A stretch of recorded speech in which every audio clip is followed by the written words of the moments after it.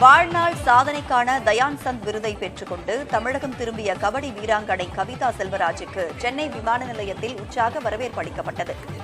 டெல்லியில் நடைபெற்ற விழாவில் குடியரசுத் தலைவர் திரௌபதி முர்மு தமிழகத்தைச் சேர்ந்த இந்திய மகளிர் அணி பயிற்சியாளர் கவிதா செல்வராஜுக்கு வாழ்நாள் சாதனைக்கான தயான் சந்த் விருதை வழங்கினார். விருது வாங்கிய கபடி வீராங்கனை கவிதா செல்வராஜ் தமிழகம் திரும்பினார்.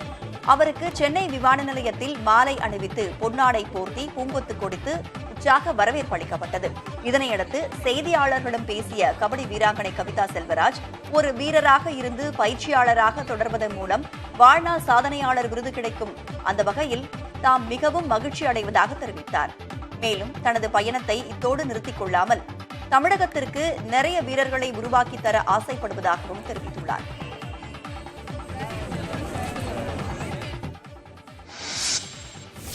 இது யாருக்குமே அவ்வளவா கிடைக்காது. எல்லாருக்கும் அர்ஜுன் அவார்டு வாங்குவாங்க, துரோணாச்சாரியர் அவார்டு வாங்குவாங்க, தயான் சந்த் அவார்டு நிறைய பேருக்கு கிடைக்கவே கிடைக்காது. ஏன்னா ஒரு பிளேயரா இருந்து அப்புறமா கண்டினியூஸா அதே ஃபீல்ட்ல கோச்சரா இருக்கவங்களுக்கு தான் இது கிடைக்கும். அந்த அவார்டு எனக்கு கிடைச்சிருக்குன்னும் போது ரொம்ப சந்தோஷமா இருக்கு.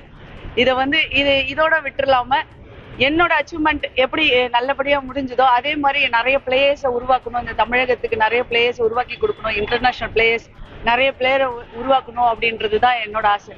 குடியரசுத் தலைவர்கிட்ட நான் இந்த அவார்டு வாங்கும் போது நான் பட்ட கஷ்டங்கள் எல்லாமே அப்படியே மறந்து போயிருச்சு.